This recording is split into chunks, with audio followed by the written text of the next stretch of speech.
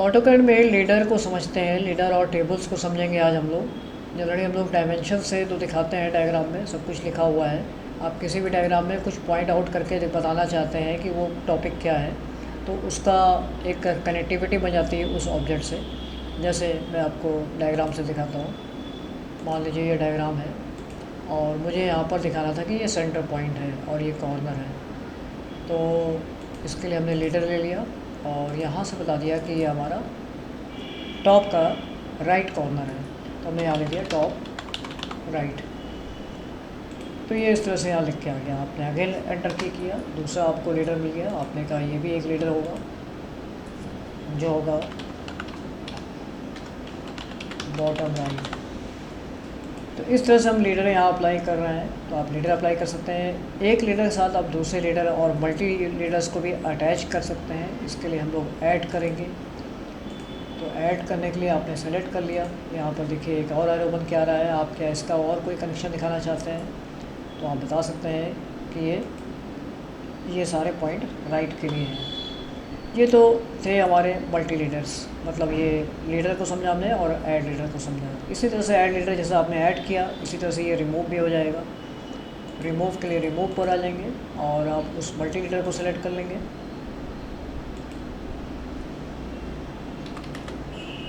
तो रिमूव के लिए आप आइए, रिमूव पहले मल्टी लीडर्स को सेलेक्ट करिए, देन आप उस लीडर को सेलेक्ट करिए जिसको आपको रिमूव करना है। एंटर की प्रेस कर देंगे तो वो लीडर रिमूव हो जाएगा। एक और लीडर हम लोग ले लेते हैं। मान लीजिए एक लीडर और है और इसका डायरेक्शन हम इधर ले लेते हैं कि ये लीडर इधर है। ठीक है, यहाँ पर हमने दे दिया अनदर। अब मुझे ये लीडर मल्टी डायरेक्शन में मिल रहे हैं, कोई इधर कोई इधर। आपको लगता है सारे लीडर एक साथ अलाइन हो जाएं, राइट साइड में आ जाएं, तो इसके लिए हम अलाइन का यूज़ करेंगे। आप सारे लीडर को सेलेक्ट कर लीजिए, एंटर की प्रेस कर देंगे। उसके बाद आप उस लीडर को सेलेक्ट करिए जिस डायरेक्शन में आपको सबको कन्वर्ट करना है। सपोज़ मुझे इसके अकॉर्डिंग सबको करना है तो आप इधर सेलेक्ट कर लीजिए, तो सारे लीडर आपके एक साइड में आ जाएंगे। यानी ये लीडर भी उठ के इधर से इधर आ गया। इसको मैं दूसरी तरह से भी दिखाता हूँ। फिर से हम लोग करते हैं लाइन, और मैंने सारे लीडर को सेलेक्ट कर लिया। एंटर करने के बाद अब आप टॉप के लीडर को सेलेक्ट कर लीजिए। तो देखिए ये ऐसे अलाइन का ऑप्शन है। चूँकि ये दोनों पॉइंट एक ही जगह से रिलेटेड थे, इसलिए ये ऐसा बन के आ रहा है डायग्राम। अगर हम इसको दूसरी जगह प्लेस करके चलते हैं, यानी इस लीडर को हम दूसरी जगह से अगर अटैच करके चलते, मान लेते हैं ये लीडर आपका सेंटर पॉइंट पे था, तब क्या होगा इस केस में। फिर से आपने अलाइन किया, तीनों लीडर को आपने सेलेक्ट कर लिया, देन आपने उस लीडर को सेलेक्ट कर लिया जो एक साइड में। तो देखिए ये आपका सब एक साइड में अलाइन हो जाएंगे। तो ये अलाइन लीडर था। कलेक्ट लीडर, कलेक्ट लीडर के लिए मान लेते हैं मैं पहले इन सारे लीडर्स को हटा लेता हूँ। थोड़ी देर के लिए हम लोग को एलोकेशन पे जाना होगा और यहाँ पर स्टैंडर्ड में आएंगे हम लोग कलेक्ट लीडर यूज़ करने के लिए। यहाँ पर मॉडिफाई कर लेंगे।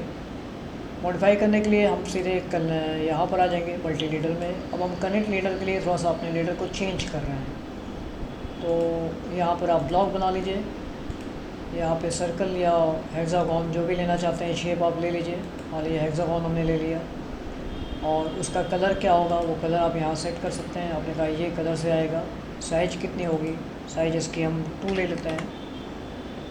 ओके करके इसको सेट कर लेंगे। अब क्या होगा, आप जब नेक्स्ट टाइम से लीडर लेंगे तो यहाँ क्लिक करने के बाद ये टेबल बन के आ जाएगा। इस टेबल में आपको सिंपली वहाँ पर लिखना क्या है उस बॉक्स के अंदर जो हेक्सागोन शेप लिया था आपने। तो जो भी लिखना चाहते हैं तो वहाँ लिख दीजिए। मान लीजिए आपने कहा मुझे ए लिखना है, ओके, तो यहाँ पर ए लिख के आ जाएगा। इसी तरह से आप दूसरा लीडर लेते हैं। हमने एक लीडर और लिया सेंटर के लिए, और हमें यहाँ पर बी लिखना है तो हम बी लिख देंगे। तो यहाँ बी लिख के आ रहा है। इसी तरह से नेक्स्ट लीडर लिया हमने, और यहाँ हमें सी लिखना है तो सी लिख दिया। अब ए बी सी हमारा इस तरह से 3 जगह इसने काफ़ी स्पेस ले लिया है। अगर आपको इस सबको कलेक्ट करना है तो कैसे करेंगे, तो कलेक्ट पर जाएंगे और इन सबको सेलेक्ट कर लेंगे, एंटर की प्रेस करेंगे। तो ये देखिए आपके सामने डायग्राम में आ गया। आप इसको कलेक्ट करके नीचे दिखा सकते हैं कि ये सारी बातें ए बी सी के लिए थी। ये तो था लीडर के बारे में। अब थोड़ी देर के लिए समझते हैं टेबल्स को। टेबल्स आपने पहले भी कहीं यूज़ किया होगा, नहीं किया है तो भी आप इज़िली यहाँ पर समझ सकते हैं। जब टेबल पर क्लिक करते हैं तो यहाँ पे एक फॉर्मेट आ रहा है कि टेबल को बनाना कैसे है। तो 5 कॉलम लेने हैं जिसके बीच में स्पेस इतना होगा हर एक कॉलम के लिए। रोज़ आपने ले लिया, आपने कहा 5 रोज़ भी लेनी है हमको। रो की हाइट एक एक लाइन के अकॉर्डिंग होगी। तो फ़िलहाल मान लेते हैं कि ये सब सही है, ओके है। तो जैसे ही आप यहाँ पर आते हैं तो एक टेबल आ जाता है हमारे पास। इस टेबल को अगर हम देखें तो यहाँ पे ABCD आ रहा है, ये आपको कॉलम को बता रहा है, और ये 1 2 3 4 आ रहा है, ये आपकी रोज़ के लिए बता रहा है। इस टेबल पे जब बाहर आप क्लिक करेंगे तो दिखेगा ऐसा, वो ABCD और 1 2 3 4 आपको आउटपुट पे नहीं मिलेगा।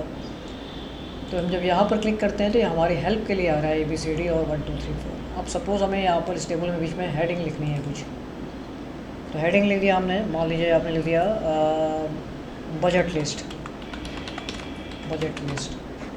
यहाँ पर हम एक टेबल बना रहे हैं। अब आपको फर्स्ट सेल पर क्या लिखना है, हेडिंग मान लीजिए आपने लिख दिया सीरियल नंबर। फिर हमने राइट एरो बटन प्रेस किया, हमने लिख दिया नेम, फिर हमने लिख दिया क्वांटिटी, फिर हमने लिख दिया प्राइस, फिर हमने लिख दिया टैक्स। जो भी लिस्ट आप बनाना चाहते हैं तो आप इस तरह से बना सकते हैं। अब इस टेबल को जब आप क्लिक करते हैं तो एक लिस्ट आपको मिल जाएगी लास्ट में टेबल से रिलेटेड। तो अब वो लिस्ट के लिए हम यहाँ पर जब क्लिक करेंगे तो देखिए ये लिस्ट आ गई। आप इस टेबल पे ये सारी सेटिंग अप्लाई कर सकते हैं। पहले तो हम ये देख लें कि इस टेबल पे अगर मान लीजिए आपको कलर अप्लाई करना है तो आपने सेलेक्ट कर लिया सारे टेबल को कुछ इस तरह से। और अगर आप कलर अप्लाई करना चाहते हैं तो टेबल के अंदर का जो फिलिंग कलर है वो यहाँ से आपको मिल जाएगा। तो आपने यहाँ से फिलिंग कलर ले लिया कि पहला कॉलम ऐसा है, दूसरा कॉलम ऐसा होगा, तो दूसरे को सेलेक्ट कर लिया आपने। तो ऐसे हम मल्टीपल कलर्स यहाँ पर अप्लाई कर सकते हैं। और टॉप की लाइन आपको सेलेक्ट करनी है तो टॉप सेलेक्ट करके आपने वहाँ का कलर डिफरेंट कर लिया।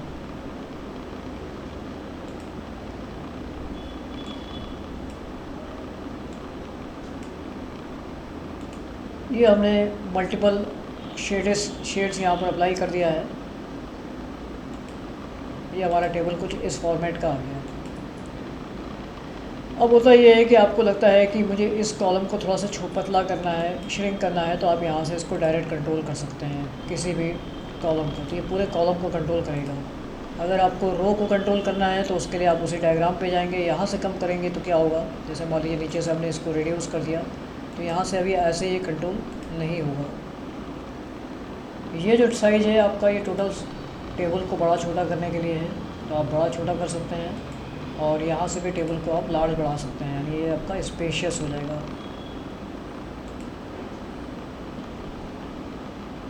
ठीक है। अब किसी भी टेबल को आपको, अब देखिए मैंने फिर से कुछ टेबल को सेलेक्ट किया लेकिन आपको वो टेबल नहीं मिला। जब तक आप सेल को नहीं सेलेक्ट करेंगे तब तक आपको ये लिस्ट नहीं मिलेगी। यहाँ पर आ रहा है इंसर्ट अबव। मान लेते हैं मुझे इसके ऊपर एक और रो ऐड करनी थी, तो अभी मेरे पास है 1 2 3 4 5 6 7 नंबर में, तो एक रो और ऐड करनी है। तो इंसर्ट अबव आपने किया तो एक रो और ऐड हो गई, 8 हो गए हमारे पास। इंसर्ट बिलो किया आपने तो उसके नीचे एक और आ जाएगी, 9 हो गए।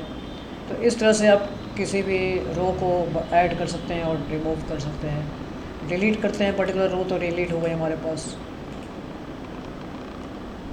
इंसर्ट लेफ़्ट, अब ये कॉलम की बात आ रही है क्योंकि ये पार्ट जो आपका कॉलम का है, तो आपने कहा इसके लेफ़्ट में मुझे एक कॉलम और ऐड करना है, तो लेफ़्ट साइड में आपने क्लिक किया तो एक लेफ़्ट साइड में कॉलम आ गया।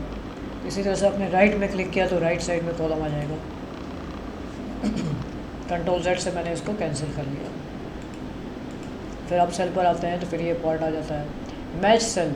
आपको लगता है ये वाली सेल इस सेल से मैच कर जाए, तो मैच कराने के लिए आप बताएंगे उसको कि किससे मैच करना है। तो ये तो सॉरी ये वाली सेल आपकी इससे मैच कर जाएगी, तो पर्टिकुलर जो पहले आपने सेलेक्ट किया है उससे अगली सेल मैच करेगी। तो ये मैच सेल है, इसको भी कंट्रोल Z से मैंने कैंसिल कर लिया अभी। इसी तरह से आप सेल को लॉक भी कर सकते हैं। पर्टिकुलर मैंने कहा इस सेल को लॉक कर देना है तो आप यहाँ पर लॉक कर देंगे। तो कंटेंट लॉक करना है या पूरा सेल लॉक करना है, तो यहाँ पर दोनों ऑप्शन है। फॉर्मेट लॉक करना है तो ये फॉर्मेटिंग लॉक हो जाएगी इसकी, मतलब अब हम इस सेल को इसका कलर नहीं चेंज कर सकते हैं। यहाँ देखिए सारे कलर के ऑप्शन ऑफ हो गए हैं। तो ये लॉक है, लॉक को आप डिफरेंट वे में यूज़ कर सकते हैं।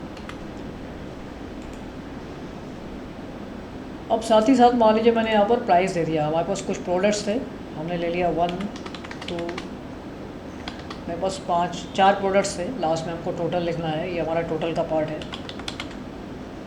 जिसका हम यहाँ पर रिलेशन बता रहे हैं। यहाँ पर प्राइस, हमने प्राइस ले लिया, ये है हमारा 1000, ये है 500, ये है 600, ये है 800। हमें सबकी टोटलिंग करनी है, तो ये सबको पहले सेलेक्ट करके हम जरा अलाइन कर लेंगे इसको। ये चारों सेल आपके सेलेक्ट है, इसका अलाइनमेंट कर लिया जाए। अलाइनमेंट करने के लिए आपको यहाँ पर आना है, आपने मिडिल सेंटर कर लिया सबको। और देन हम यहाँ पर बात करेंगे कि ये टोटल सबका चाहिए, तो आप इसके लिए फॉर्मूला यूज़ कर सकते हैं। यहाँ पर सम आपने यूज़ किया, तो सम यूज़ करने के लिए वो रेंज पूछ रहा है, तो आपको रेंज सेलेक्ट करनी है। ये हमारी रेंज हो गई, ये रेंज हो गई, और सीधे एंटर की कर देंगे यहाँ पर, तो आपको यहाँ पर टोटल उसका रिज़ल्ट मिल जाएगा 2900। अगर हम इसकी बात करें कि ये आपका आउटपुट में कैसे दिखेगा, तो चलिए लेआउट पे आते हैं। तो लेआउट में ये डायग्राम छोटा दिख रहा है, तो इसको हम कैसे मैनेज करेंगे। 2900 आपका टोटल आ गया। तो इसके लिए क्या करना होता है, आपको इस टोटल पार्ट को सेलेक्ट कर लीजिए, ये बॉक्स सेलेक्ट होना चाहिए, इसको डिलीट कर दीजिए, और यहाँ पर आप लेआउट में आ जाइए और फिर से एक रेक्टेंगल पॉइंट ले लीजिए और सबसे टॉप से स्टार्ट कर लीजिए।